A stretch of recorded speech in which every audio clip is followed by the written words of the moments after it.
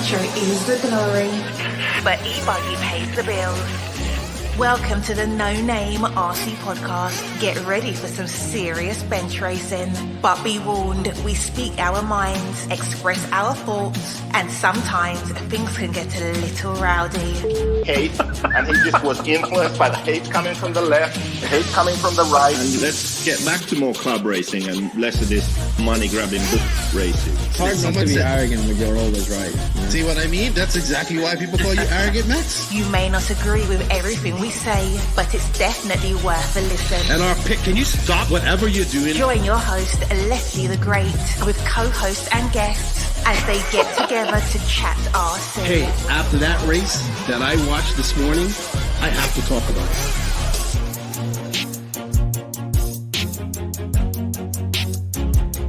Here we go. $100 right here, $100 throw. Oh no! I like this.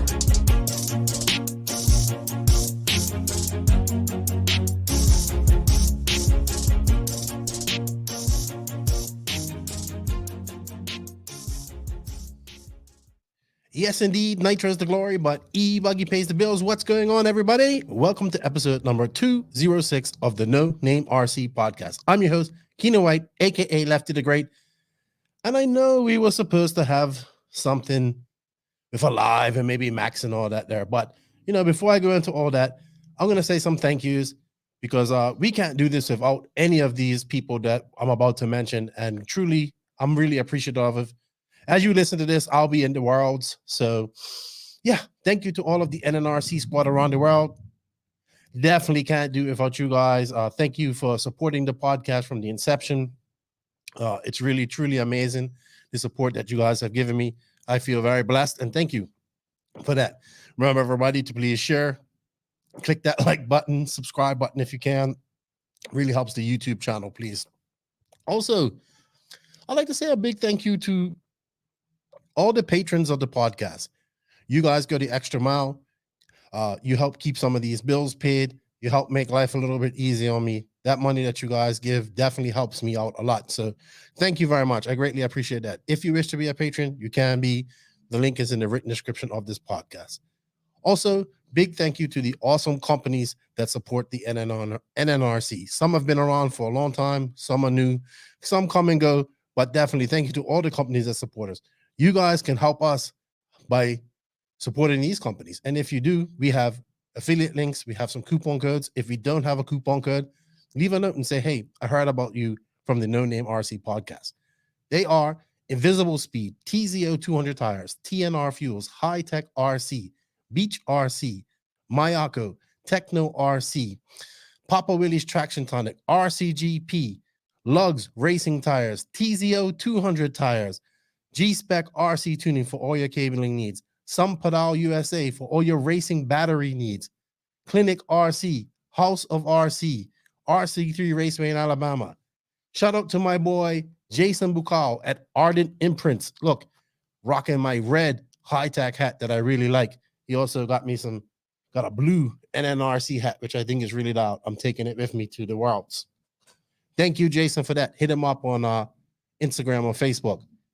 Thank you to all these companies. Remember, showing some love, show us the podcast some love. You can find links in the written description for all these companies in below. With that said, no Max, no JQ. JQ's in Spain. I didn't realize he's leaving so early. So he's been on a road trip to Spain. He isn't available to record. Max is thrashing, getting ready for the Worlds. He barely even answers his phone. So we had planned a podcast, but there won't be a regular scheduled podcast this week. I interviewed Robert Batlle last weekend, the weekend before the Saturday before the Worlds, so before this Saturday, so about a week ago. My intention was to add this to a part of some Worlds podcasts that I've done. I did drop the Mick Craddock podcast where he went through the history of the podcast. History of the Worlds from 1990 to 2018. He's been to every single Worlds besides the 2010 in that time period. That was a good chat. That's a good 2.5 hours of just reminiscing. Thank you to Mick Craddock for his time. You can check that out on YouTube and all podcast apps, episode 205. That was a good chat. I did enjoy that. So this week, this is just an interview with Robert Batlle. He is the 2012 World Champion. He is a 3-time European champion. This race is going to be in Spain for the first time. He's been to Redovon. He lost a European championship, or he would have had 4 European championships if it wasn't for a servo failure. So he just kind of sat off, and I wanted to pick his brain about the Worlds, how things are going in RC, what's next for him, because he is getting older. I think he's transitioning into the next stage of his career. And it was a good Saturday morning chat with Robert Batlle. I do appreciate his time for coming on. Thank you, Robert. And I just wanted to say something to all you guys real quick before I sign off and you get to that. It's been about 4 years since we started this podcast. Max and I talked about it on the last podcast. If you go back, our first podcast was actually a preview of the Worlds. And come to think, 4 years later, we haven't had a Worlds. We're about to embark on one of the most epic Worlds we've had. And I'm going. And 4 years ago, I probably wanted to go to a Worlds, but I never thought I would. I mean, I was planning to go Brazil, but COVID kind of messed it up. But it truly is my pleasure. It's a bucket list dream to attend this race. Not only just attend this race, but attend it in Redovon, which is a track that I've wanted to go. And to be honest, none of that is possible without you guys. So I just wanted to take some time. I can't thank you guys enough. I don't care if people accuse me of saying thank you too much. I will continue to say thank you to everybody that supported me and made this happen. First through JQ Racing as a manager, and now as Lefty the Great, the podcasting media, TMZ, whatever you want to call me, independent media. I'm really honored to be going to the Worlds. Not only am I going to the Worlds, but hopefully thousands of you guys will be from around the world will be tuning into what I do. You guys see I've been doing my blogs. You can find those blogs if you want to catch up with some of them. They're all on House of RC, as well as my Facebook. Check out the NNRC Facebook and House of RC page. So yeah, just thank you guys, man. To everybody that downloads and listens to this podcast every week, to every patron that has supported me, if you stopped or if you continued, and to every company that has supported the podcast. It's been quite a ride. We're at 206 episodes in. Lots of things have changed in RC. Yeah, this is going to be a good World. It's going to be an honor to kind of work a little bit with RC Racing TV at this prestigious event. I'm super excited. And just honestly, none of this was possible without you guys, the NNRC squad around the world. So with that said, thank you guys, because yeah, impossible to do this without you guys. So with that said, enough of me rambling on. Let's get on and talk to Robert Batlle. So continue with our build up to the 2022 IFMAR Worlds. I have the 2012 IFMAR World Champion, Mr. Robert Batlle. What's up, Robert? How are you? Hello, everything okay here, and you? You look hot. You're just chilling. You know, you said it's hot here. Is that the theme for next week? Is it going to be hot in Redovon when we're there? I'm at north of Spain, and here today I think it's 36 degrees Celsius. So in Redovon should be close to 40. So right like 90 something, 90 in the 90s. Yeah, maybe 100. Oh yeah, great. So I'm leaving Dominican Republic where it's hot to go to Spain where it's hot. Oh great, yes, yeah. I love it. I love it. Still 1 week ago, so. I don't care. I'll deal with the heat. I'm not worried about that. But thank you, Robert, for coming on. I appreciate your time. I wanted to get you on because like this is the first Worlds in Spain. You've been to many Worlds. I just wanted to get your opinion on a few things. But before we go on a little further, let's tell people that may not know a little bit about you. So you are a 3-time European champion. Yeah. You have won the European champion with 3 different chassis. The first one was Hobao, AE, and then Mugen? No, Hobao and 2 with Mugen. Okay, all right. I thought you won one with AE for a minute there. Yeah. You won the 2 second with AE. Oh, it did? Yeah, second. Where did that happen? Savoia won there. About which track? Which Euros? Portugal. Ah. Braga. Okay. And you also won the World Championships in 2012, and also you probably would have had 4 European Championships if you would have at this same track, Relevon, back in 2016. But you and Ronnefalk both, was it you had the failure and then Ronnefalk had a failure like one lap later, right? Yeah, Serbo failing. Yeah, that was an amazing race too. You guys were flying. But yeah, congratulations on Spain getting the World Championships. It's the first one that they've had. Wow, Nitro Buggy World Championships. We're going to talk a little bit more about that. I want to talk about you and your first World Championship, your first Worlds. When was the first time that you went to the Worlds? My first Worlds was in 2002 in Uruguay. Oh, so you went to Uruguay. How old were you? It was my first one. How old were you? I was there 14. Wow. So you've been to you've been to a lot of Worlds then. Ever since then. Yeah. I started on 2002. So yeah, this is 20 years of Worlds. 20 years, yeah. Wow. Yeah, I made 7 finals or 8 finals already. Really? So you just missed which finals did you miss out on? Do you remember? 2002. I missed 2002. 2006 because one guy hit my pipe and broke my pipe. Really? But I was quite fast also there. Mm-hmm. And I think I've that's it. That would be it. all other finals. So that's a pretty good track record right there. Yeah. I don't think so. You've made 8 finals. Or 7. 7. Let's see. It's 2004. 8, 10, 12, 14, 16, 18. 7. Yes. That's a pretty good record right there, Robert. Yeah, 18 was the last World, so. Yeah.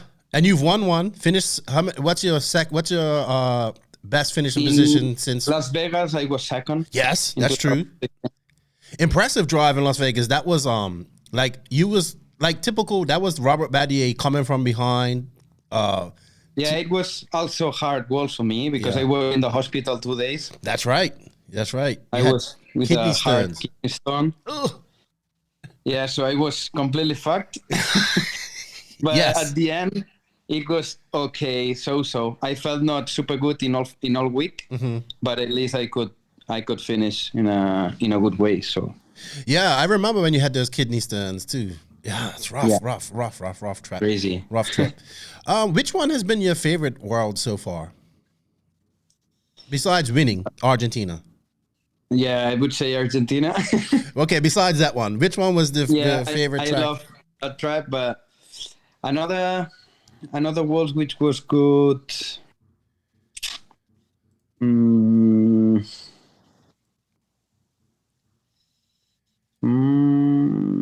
I would say,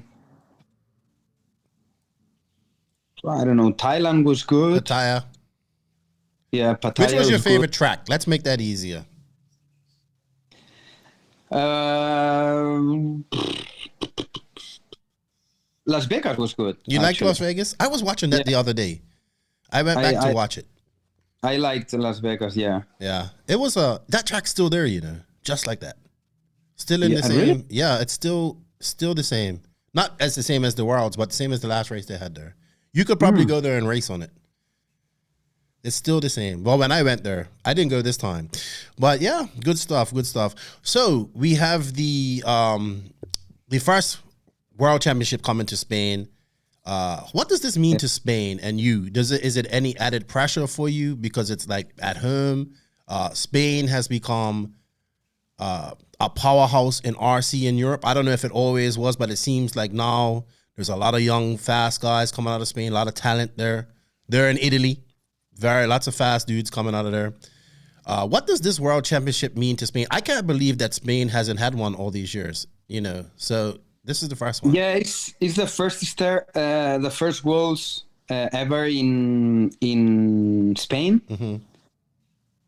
And to be honest, I'm super proud of it. It's like a present for us. Mm-hmm.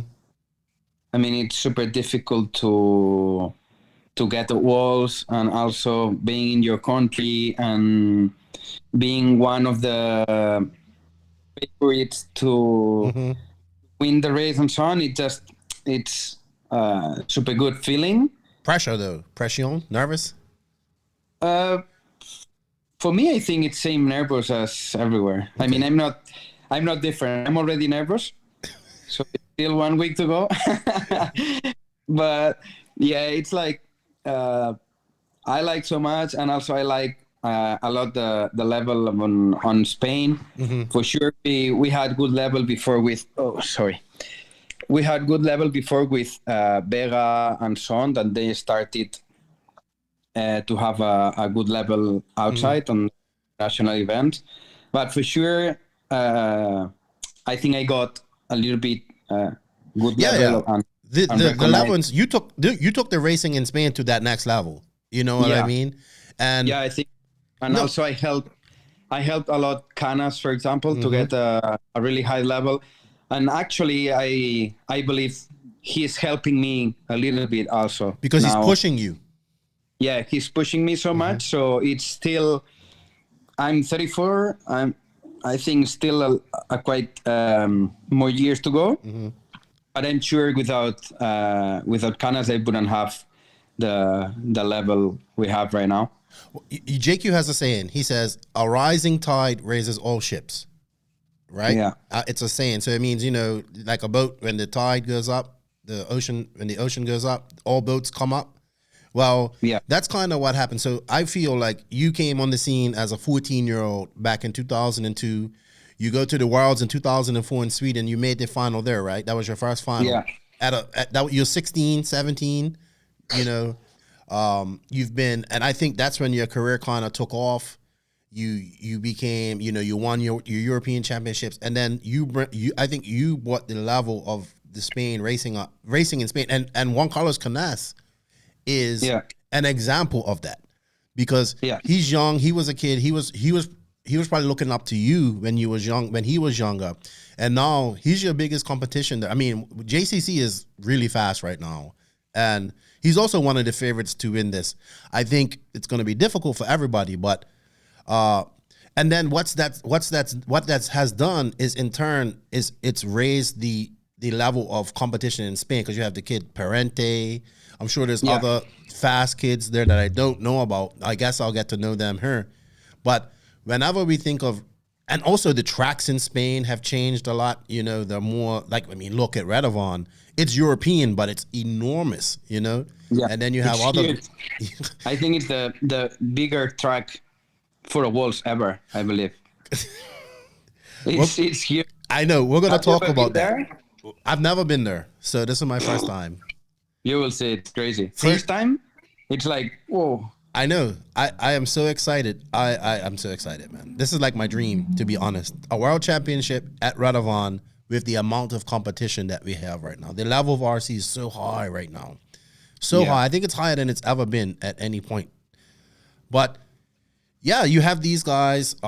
Spain has I think Spain, Italy, England, France too. France has a lot of fast young guys. European countries in general. But those countries stick out to my mind about having good youth programs, promoting the youth. There's lots of young racers coming up that people attend your nationals religiously. Lots of good things happening in Spain, RC wise. Do you see it that way as well? Has the hobby increased? Has the sport increased? Is the level increasing ever so? Is there somebody else that's coming up behind Parente and these guys? Yeah, I think the RC is getting is having more level. Period. On everything, on tracks and drivers and mechanics. Also the cars itself and tires, everything is getting more level. But I also think we maybe have to change how the races are doing right now. Okay. So it will help us to get to more young people and so on, because we have a little bit young people, but I think we have not enough. Okay. What would you do to change it? What would you like to see implemented? From my point of view, races like RCGP, for example, it is the way. The only thing is just on RCGP, not all brands are following them. So I think that's the biggest problem.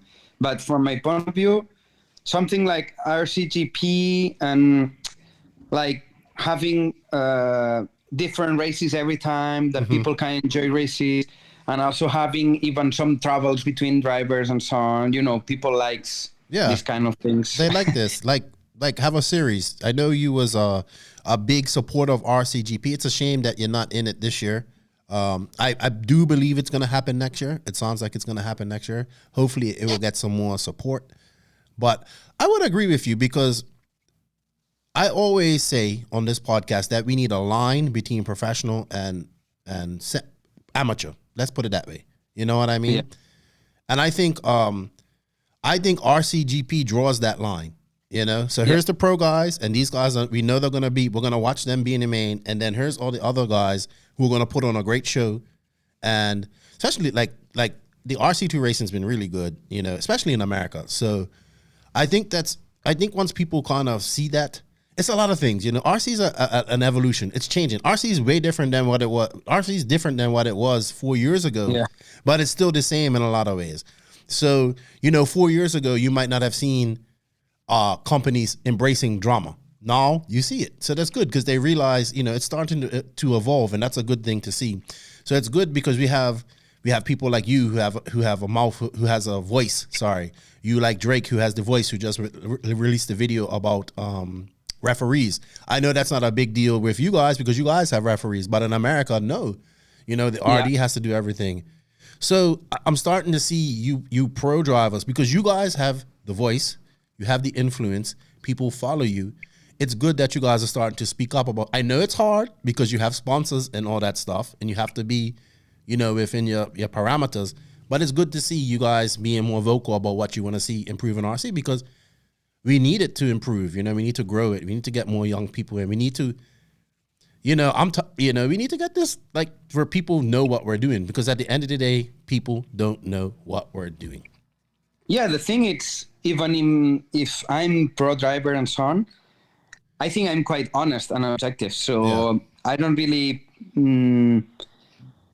think on the best for my sponsors and so on. I think what has to be the best for the RC, at the end, it will be the best for my sponsor also. Yes. So if we have RC, if today we are, I don't know, let's say 100, and my sponsor have the 10% of that 100, if we go to 1,000, they will have the same 10%. Exactly. But instead of 10, it will be 100. So I agree. I mean, it will be good for all our sponsors, but I don't know. I mean, I don't have really a good idea on USA organization and so on. But for sure here in Europe, it's like we have to work a little bit. Just because, as I told you, my first World was in 2002. So on that time, if you see a video of the final, for example, which we're trying to find, because Greg Degani wants that final. Yeah. So if you see that cars and tires and so on, it was super bad comparing nowadays. So it's a big change on cars and tires and engines. Before, to tune the engine, it was terrible. Now almost everyone can tune an engine and not to have flame out usually. But if you see the races itself, they are same. Yeah. We have 6 stupid qualifyings of 10 minutes. And then we have a semi-final. And then we have a final. But until you don't get Saturday final, you can avoid all rest. So for a normal guy, for a guy who really don't know our RC, if he comes on, let's say on Tuesday, he will not arrive to Saturday for sure. Yeah, because it's too hard. Yeah, he will get bored super early. Right. Yeah. It's too long. My girl wanted to come on Saturday, the first day of the Worlds. I said no, for sure not. She go crazy. You will get super bored. So you don't need to come on Saturday. It's like, I mean, we have to try to change these things to make the RC more attractive. Yeah, I agree with you. I agree. We have to treat it. It's so difficult with the guys of federations and associations, everything is super difficult. I don't know why. I try to talk and blah, blah, blah, everything, but it seems they don't want. I don't know why. Well, I think it comes down to that old guard. You know what I mean? They don't want to let go of what they have. You know, I like to say we can look back, remember the heritage, but we have to go forward. You know, and you say Europe needs work. I agree with you, but I think they have a much better federation and association than they do in America because they don't really have anything. But then that also makes America different as well. Yeah. You know what I mean? They can have those big races and all that type of stuff.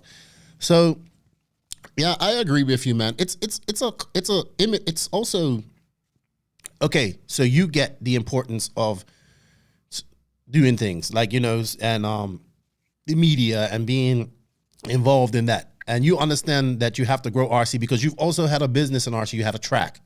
You've had, you know, all this type of stuff. You had a great track, indoor track. He did it for about 2 years, I think, 3 years. Yeah, 3 years. Yeah, great facility. And then you had to close it down because you can't, it's no support there. Because at the end of the day, these business, we have to, not only do RC businesses have to survive, they have to thrive. And the only way we can get them to thrive is if we collectively as an industry, when I mean as an industry, everybody comes together. I would like to see, I don't care what race it is or where it is or who's involved in it. I would just like to see the industry come together to support one thing that's completely meant to advertise RC. You know what I mean? Like a race that's meant for spectators with awesome live coverage, all this stuff. So, similar to like what they had at Visions. Similar like Visions in America had a good turnout with the pro guys, not so good with the other guys. And then RCGP, I like the professionalism of RCGP, like the media days, they making the teams do this and making the drivers be in front of the cameras. The only problem on RCGP is that all manufacturers are not following this. Exactly. It's the only problem. Yes, because they're not used to it. They're not used to having to do a media day and standing in front of a camera and doing interviews. This is what drivers have to do in a professional full scale level. You know what I mean? Yeah. So completely. For the Italian race, we had the young guy Max Hessa, and he's training to be a full-time racer. And every time you put the camera on him, he was like, "Hey, what's up?" You know, because he said we train to deal with the media, like, you know what I mean? And we don't have that in RC. And maybe the next generation will be that, but right now we kind of have to force people to be. I like to say we have professional drivers in RC, but we're not utilizing them in a professional way. Yeah, it's difficult. I mean. It is. You got to change the mentality and the way of thinking of people. So my thinking is like, hey, you're a pro driver. When I see you, you should look like a pro driver. I should be able to distinguish you between you and the rest of the people. And I think that, you know, like a lot of things, I always say, if you treat RC big, people will take it big.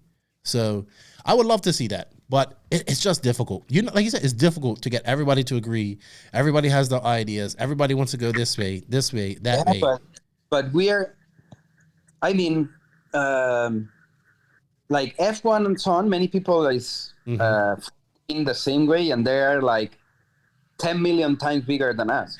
So I know, but it's more exciting to watch. I don't think we'll ever get that big, but I would just... But people who is involved in the RC, for example, we are 1 out of 10 million comparing F1. Oh, I agree. And those... we don't agree to go all together to the same way. So it's like everyone goes to a different directions. So for sure we will now go ahead. Yeah, because you know why? Because each manufacturer is going, because they're not thinking of the big picture. They're thinking of, I need to get there. Because what RC is turned into is, well, in America, what I see anyway, I haven't been over to Europe enough to what I see is these manufacturers catering to the big races, and basically what they're trying to do is go there. They're trying to do well, represent a good team. That's fine. I'm all cool with that. But all it comes down to is you're dealing with the same people over and over, the same 400-500 people over and over, and you're just trying to get them to switch chassis. And I said, man, how long can we do this? You know what I mean? Are we going to start, we need 5,000 people, we need to think like that. And that's at the beginning. Instead of getting more people, it's like we are trying to take the people from the neighbor, Yeah, no focus. And as long as we keep doing that, there's no need to focus on getting new people in. I feel that way. That's how I feel about it. So I've had this rant quite a lot. I'm glad you have said something about it because, you know how it goes, man. It's you have to, in order for change to happen, change has to happen. And in order to make an omelet, you have to break a few eggs. And I know a lot of people would say, well, RCGP was because of JQ. And I would agree with that. He was super aggressive with it, but now he's kind of out of the mix in that sense.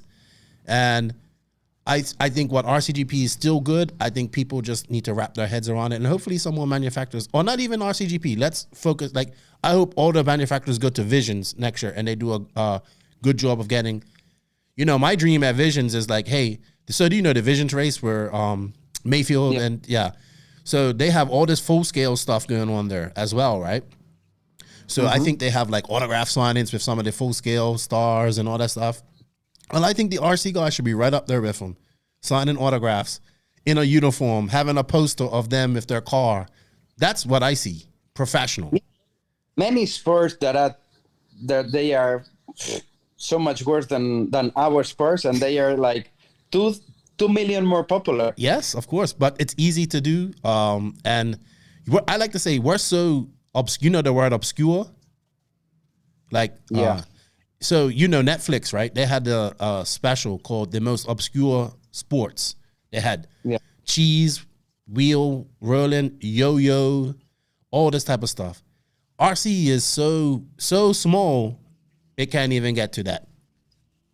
Racing side of RC anyway. But maybe because it's also difficult for the people to get interested on us. No, because we don't cater to new people. We don't cater anything to people. RCGP tries a little bit online. That's their goal, I think. Like to make a show. I think they did a good job at the Visions race because they had an announcer in there that was not RC related. So he kind of announced it like a full-scale race.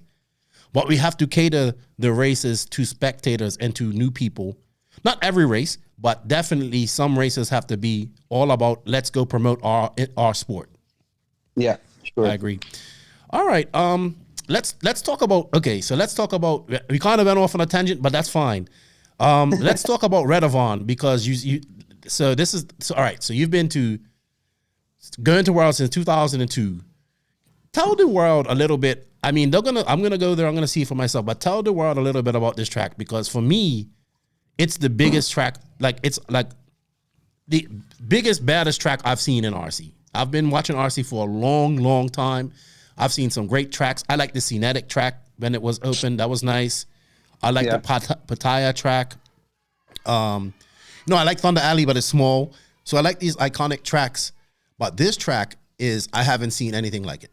And I haven't even seen it in person. But all I keep hearing from people is that it is gigante, huge. Yeah, it's completely huge. Like, let's say Cinetic was huge also, but I think it was not a huge layout. I mean, it was huge, but not really a huge meters layout. So this one, I would say maybe a little bit bigger than Cinetic, even those. And it's also a great layout inside. So it means, I don't know with a new layout, but it's for a pro driver, it's like 52, 53 lap time with grip on the track. So it means, I'm sure the first laps of standard people, it will be more than 1 minute. I'm 100% sure. Yeah, I had Brian on the show. So he was yesterday. As we're recording this, it released yesterday. And he wouldn't tell me what he done, but he said there's still going to be like 51, 52 second lap times at the track. One thing I see about this track, and I've watched many races there, is the amount of corner speed that this track, you need to hold on this track. Like, not only is it big, but it seems to be very much a lot of You know, it's not slow. It's like you're on the gas a lot. Yeah, and also there is a lot of altitude change. I mean, from the left side to the right side, I would say there is like 10 meters, or I don't know, it's quite a big difference. Yes. And also with the new layout, it's like some corners that they are in the middle of the altitude change. So for the engines and fuel consumption and tires, everything will be super hard. And then if we still have the same temperatures of the weather as it is right now, it will be quite critical for everything. I mean, for the tires and engines, everything will be close to 40 degrees. So it will be a hard race for the car itself. But I'm sure it will be good. The pit area is super nice, and they also put at the entrance like all containers there with all brands, and restaurant will be super good. I'm sure. So I'm excited. I think will be a good Worlds. I think so too. I think the people that are putting it on, the very passionate, the Batlle family, very passionate about it. They've built look, man, as a RC, if I still raced RC cars as a RC racer, it would be my dream to race on this track. You know what I mean? Because it's just so iconic and big. I really can't wait. What do you think? So, you know, I have to bring it up because a lot of the American drivers, they're saying, you know, oh, it's a European style track. There's a lot of that type of talk going on over there. But and I understand where it comes from because they're used to having new, fresh layouts. I mean, there will be a layout change here. But at the same time, I think that the fast American guys will be just as faster as they are because if you're a professional, you'll be fast. I mean, it's always same. Yeah. Layout is like 80% new for everyone. Yeah, for sure. The ones who went to the warm-up, they will have a little bit more benefit on the dirt because it was the same or at least super similar. But I went to the dirt on February and they were testing 3 days before the race. So yeah. And we have 10 minutes practice there. Yeah. A lot less practice at the dirt. So yeah, we have 60 minutes practice. Yeah. I mean, it's always the same stupid things, but at the end, the one who is faster in America will be faster here, and the one who is faster here will be faster in America. So it's like, I think the levels are like before, like there were European guys that were fast in Europe early. You know what I mean? Because the tracks were different, and then I think you guys, Ronafalk, Boots, you guys are the guys that started coming over to America and started doing well. You know what I mean? And that's been in the last, I say 7 years or so. So it's good to see. I think, I think the Americans need to go over there with the attitude like, hey, we're coming to race. Let's go. It doesn't matter because I can't see why Mayfield, Fend. I can't see. Okay, for me, Mayfield and Fend are the two favorite Americans that can win this, in my opinion. Maybe throw in Cavallari, Tebow, Tessman. Well, Tessman's not American, but you know what I mean. The problem, it's good for the spectator, but for me, it's a problem just because we have many drivers close to win these Worlds. So, I mean, there's going to be a lot of top drivers that aren't in the finals. Yeah, I would say like 10, 12 people who can win the Worlds this year. That's a lot. It's like, yeah, in Europe, we are like... I would say 5, 6 drivers. I would say who can win the Worlds, and in America we have 5, 6 more. I would say so. Let's not even talk about all the fast guys that are going to be in the semis. They're going to be in the quarterfinals. Yeah. Those are going to be stacked. I think we're going to see somebody that nobody even knows do really well. I mean that may not be a name that is well known. For sure, both Baldos will be super fast. Yeah. I mean, in the warm-up, the little Baldo was like impressive fast. The little Baldo, that's what you call him? Yeah, he's Oscar. Yeah, is the name. Yes, and he was super fast. Yes. So I'm sure a Worlds is just 1 week, and every day is a new day. So and everybody has to race in. Huh? Everybody has to race in. Yeah, for sure. Even if you're TQ, you can TQ every single round and still not be in the final. For sure. So, I think that rule has to change, though. I think the TQ should get a guaranteed spot in the main. So this one race, this one track, this series does it like this. So the TQ gets a guaranteed spot in the main. He has to run the semi, but it doesn't matter. It doesn't matter if he breaks in the semi or whatever. He's still But the problem is if it makes a change into the semifinal result, Well, I think how they do it. Touching some driver or breaking someone or whatever. Yeah, that's true too. Like he could mess up somebody else's race because he's already in there. Yeah, like 10 minutes testing or 20 minutes testing for the TQ would be okay, I guess. Yeah, give him some track time out there and test it. Yeah. But I think TQ should be rewarded with directly going in, I think. Yeah. Because, like Elliot Boots, TQ in Argentina, they didn't even make the final. That's like heartbreaking. That's why I usually never work for the TQ. Yeah. I don't care to make TQ. So since day one, I just think on the final. So I never think on making TQ and blah, blah, blah.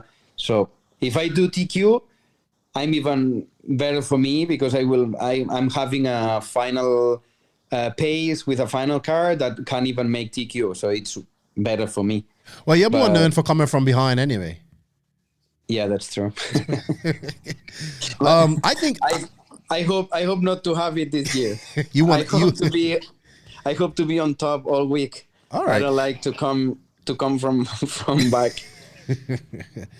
All right, well, let's talk about you and your future. You're 34 years old now. You've been doing this for quite a long time. I'm trying to put this in a good way. Let's say it this way. You have your last really big win internationally was the 2017 Euros, right? I think. Yeah, the 2017. Yeah. And you've had some. You've had a second place at DNC. You've had some, I think also like a couple of good second places. Or you came back from, and you're still good on that level.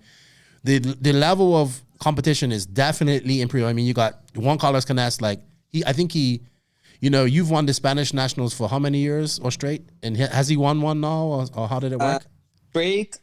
Straight 13. Uh-huh. And I won last year, so I got the 14. Okay. And Juan Carlos Canas has one as well, or? 2. Well, 2. 2, more or less, yeah. So he's he's a product of what you created. He's super fast right now. You got all these young guys that are coming, a lot of Italian guys, even on your team, like you got the Killex over there that are doing well. You're 34. I think, okay, we're not seeing it, how much, I guess I want to say, how many more years of competitive racing does Robert have? And you've always been a guy that has kind of tried to work as well and have a business. You still have your business because you have something with Roger, with Pro Circuit, right? Or something like that. The what? Don't you have your own brand now or something as well? Yeah, the 36 mood. Yes, 36 mood. I see you doing that, you're developing that. I think that's important. I think you've always been focused on having something besides just racing. So now are you starting to put a little bit more focus into that now as you're getting older? Are you doing the InvisibleSpeed stuff? You're translating that over all this type of stuff. How much time do you think you have left as a competitive racer? How much time do you think you can do this? I would say I could do, 2 more Worlds. This one and 2 more. Okay. I would say it would be an objective goal. So that puts you to just under 40, roughly. Yeah, 38. Yeah, 38, more or less. It's interesting to see. Then for sure I can help, to brands about research and develop everything and blah, blah, blah, but not not racing to win and things like that. I would say 4 more years. So what would you like to do in RC after you've kind of reached that plateau and you're like, I don't want to race. I don't feel I'm competitive anymore. What would you like? What would Robert Batlle like to see himself doing in RC? For sure, coming into some factory, like being a factory member inside of not just racing, like, I don't know, let's say taking care of the development of the car and also like sales things and so on. It would be, I mean, I like this kind of stuff and taking care of the racing team, like a manager type of vibe. You could see yourself doing it. I think it could be a nice goal for me. Not only taking care of Spain, it's also taking care of international team. Because your English is good. You're well known within the RC community around the world. Everybody knows you. So you can pretty much, and you're respected. I think you could go to America. You can go to Latin America, go to anywhere in Europe. You could go to Asia, and people will give you the respect. And I think with the years of experience that you've gained as a racer, world champion, all this type of stuff, I think that your knowledge will then transcend over to management and just make that team better because with the experience and knowledge that you've gained over your career as a racer. Yeah, I'm sure. Right. Tell us about 360 Mood. So what's that all about? What type of products are you selling? What's that all about?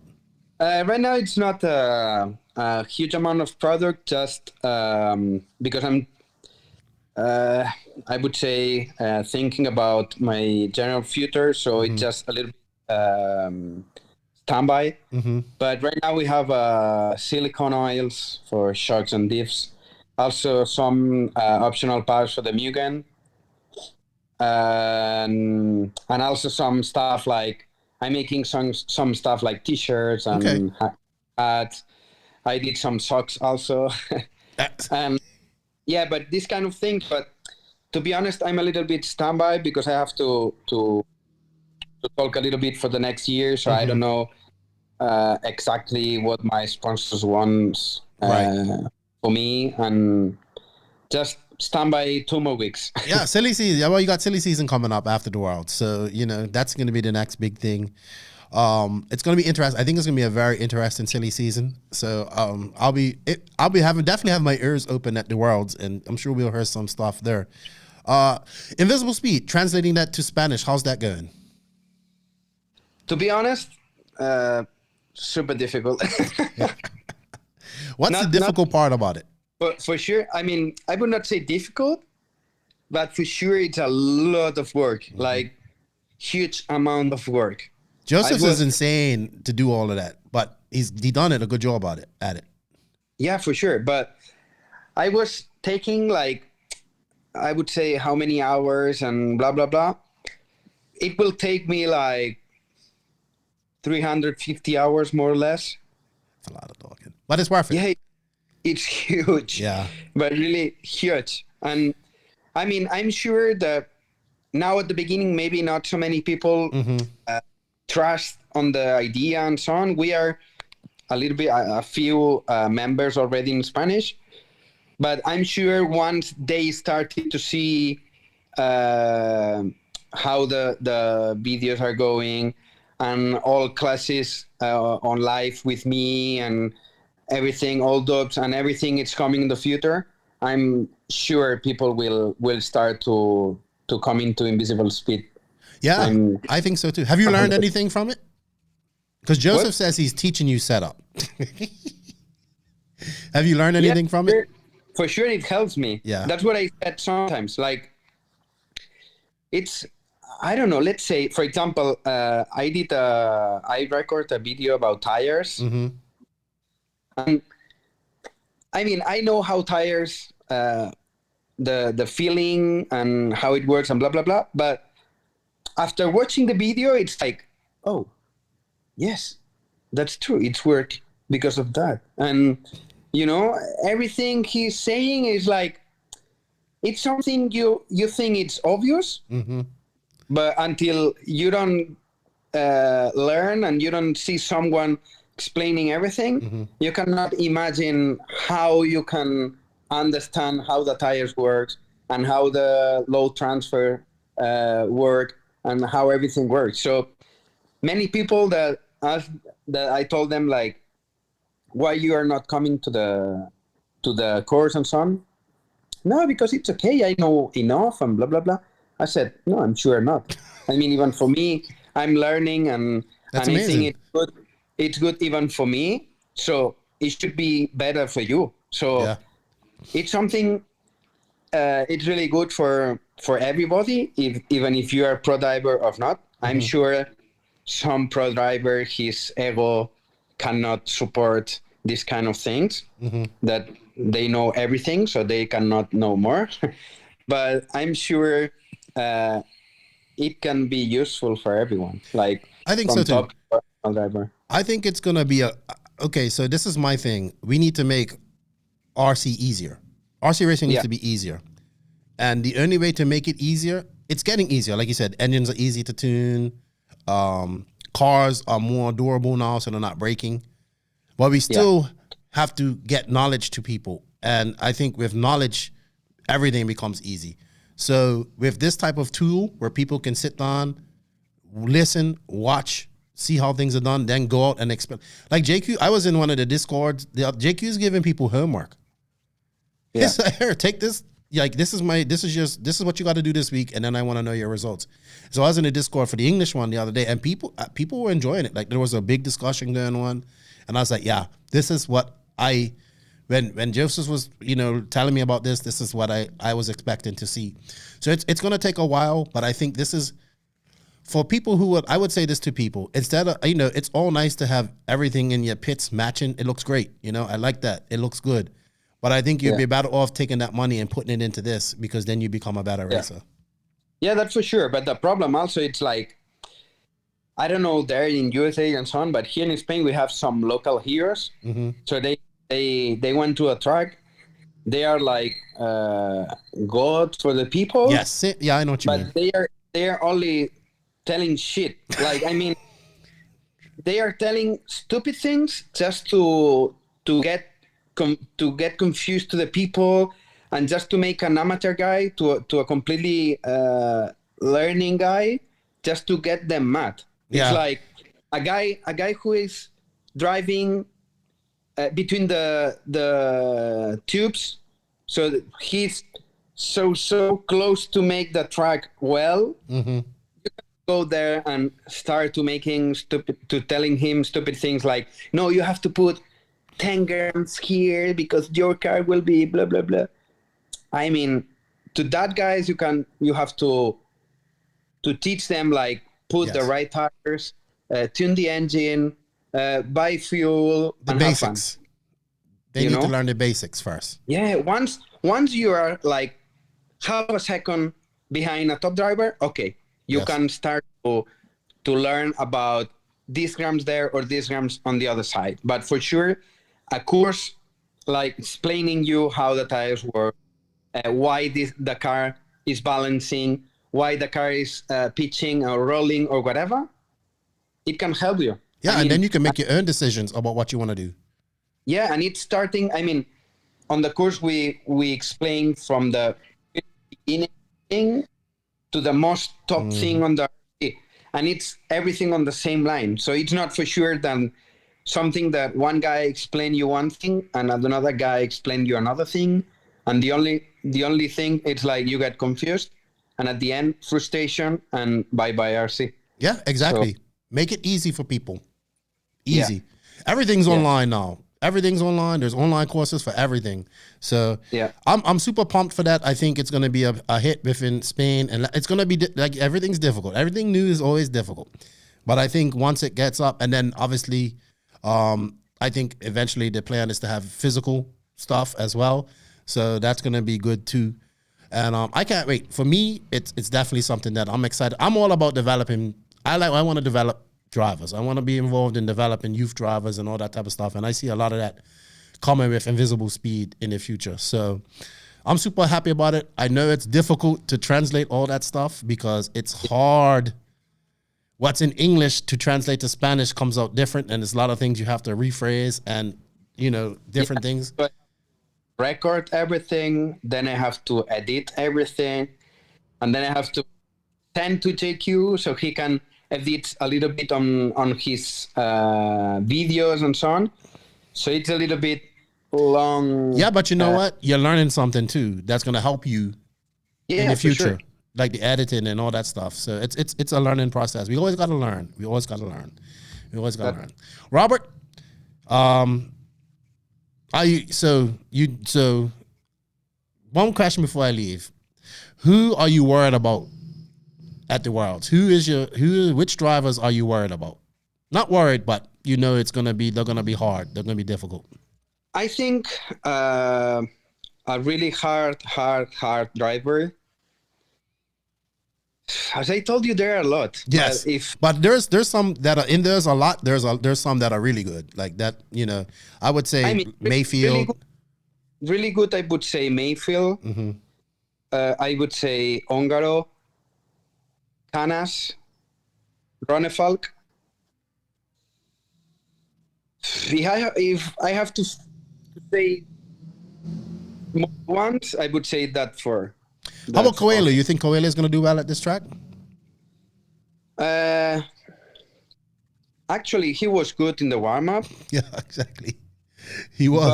But grip level, you think? If it's not as grippy, he won't be as good. I think he likes the... I don't know. I think maybe it doesn't clash perfectly on his driving. Mm-hmm. But it's Coelho, so for sure he can win. When a world champion says it's Coelho, for sure he can win, then that man's really good at what he does then.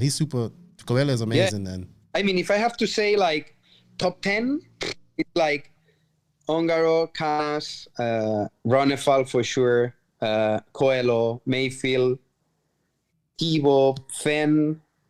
I happen to think Thibaut will be good too. Yeah, I think I like Thibaut also. Yeah. So. Who do you think is going to be a surprise in the final? Who would you say would be a surprise to you and could possibly make the final? I think Oscar Baldo will be in the final for sure. Okay. That's not really a surprise, but I mean, it kind of is. But who else would you think? Big surprise.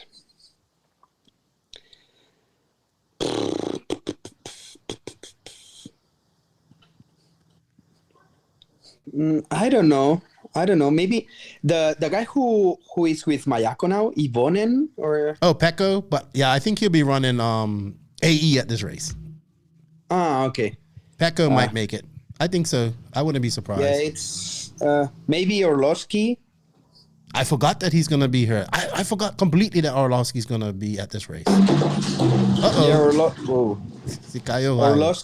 Orlovsky will be there, so I think he will be fast. That's what I told you. It's already like 15 guys. I know. I forgot all about Orlovsky. It's gonna be interesting to see how he does. I think I'm not gonna be surprised if he makes it. Because I think he can. Mason Fuller. I think Mason Fuller is gonna surprise a lot of people. The young guy from America. Yeah. That's HB. Yeah. I think he's gonna. I'm full faith in him. If he doesn't make the main, it's not a bad thing. It's not. He has plenty of worlds left in him because he's only 18.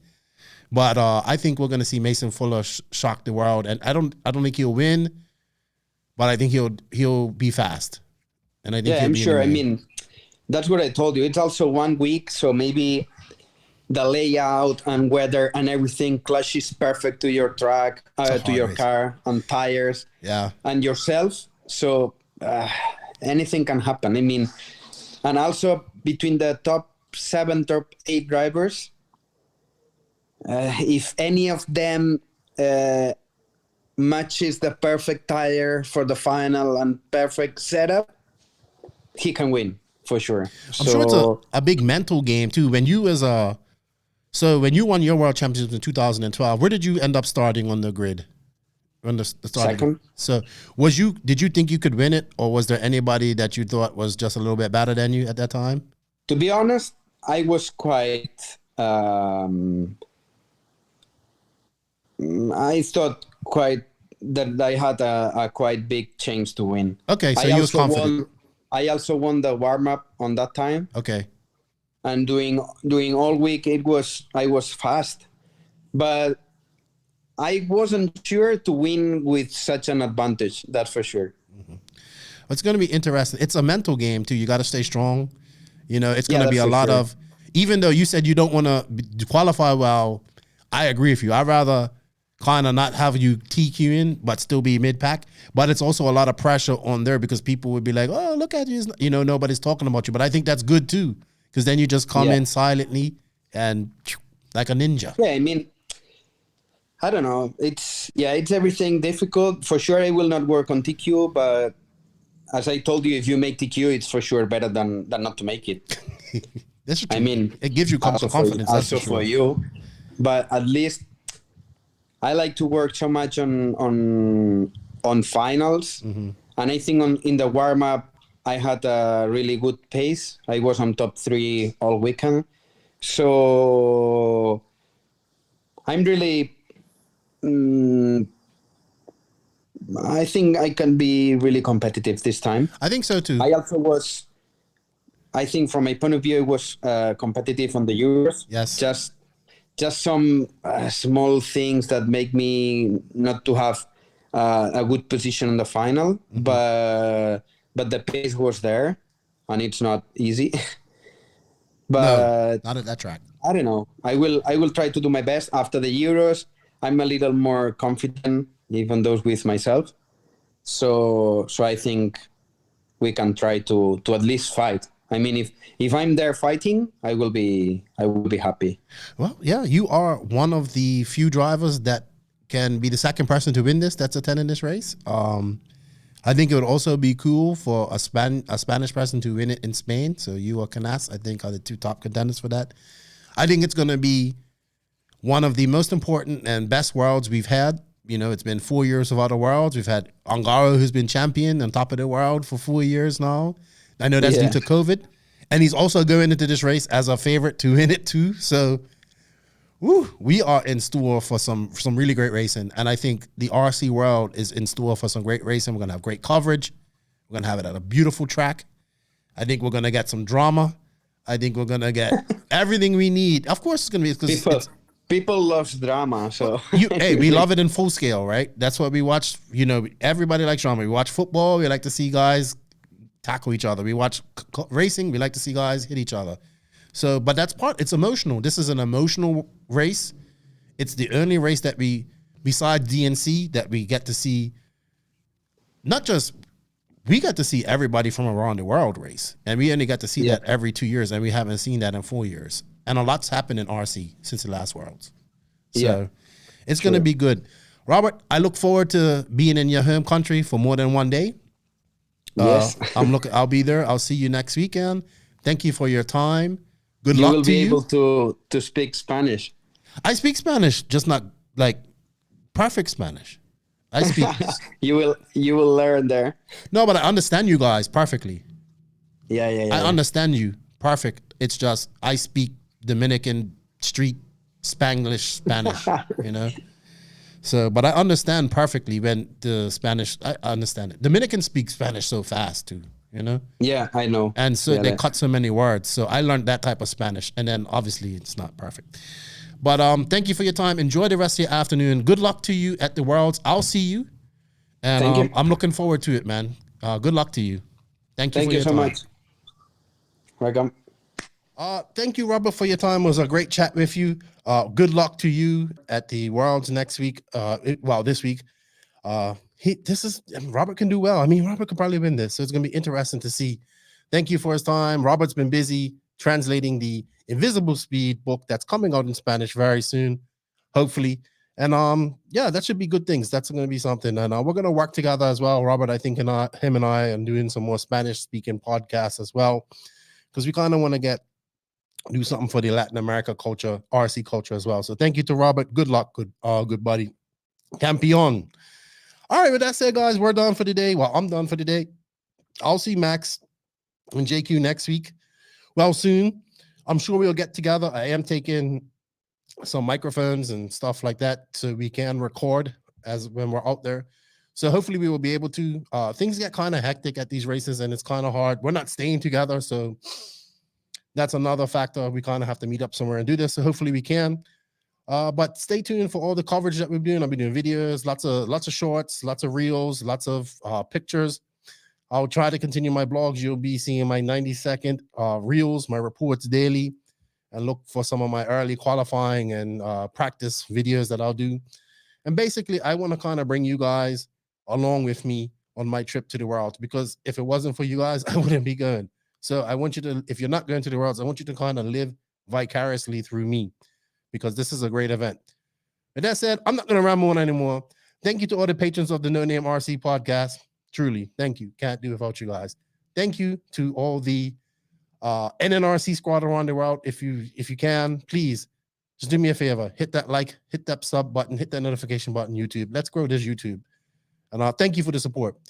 Shout out to the awesome companies that support the NNRC. Remember, everybody, there are links, affiliate links, coupon codes where you can save some money. There are just links to the webpage as well. There are no coupon codes.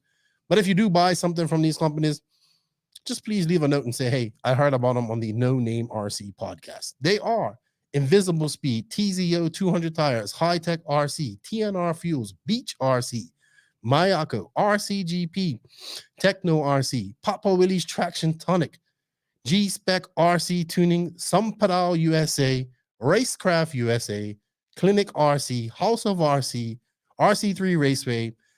Shout out to my boy Jason Bacall for these awesome hats. Ardent Imprints, check them out on Instagram. And shout out to the drivers that support this podcast. David Ronafalt, good luck to you, buddy. I'll see you.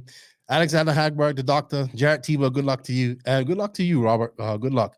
With that said, guys, we're out. The Worlds are coming, and we're going to have a blast. Nitro is the glory. E-Buggy pays the bills. If you ain't grinding, you're sliding. Lefty is out. See you guys next week, live from Spain, hopefully. Well, yeah, I will be there. That's for sure. With that said, we're out. We're out. Short outro.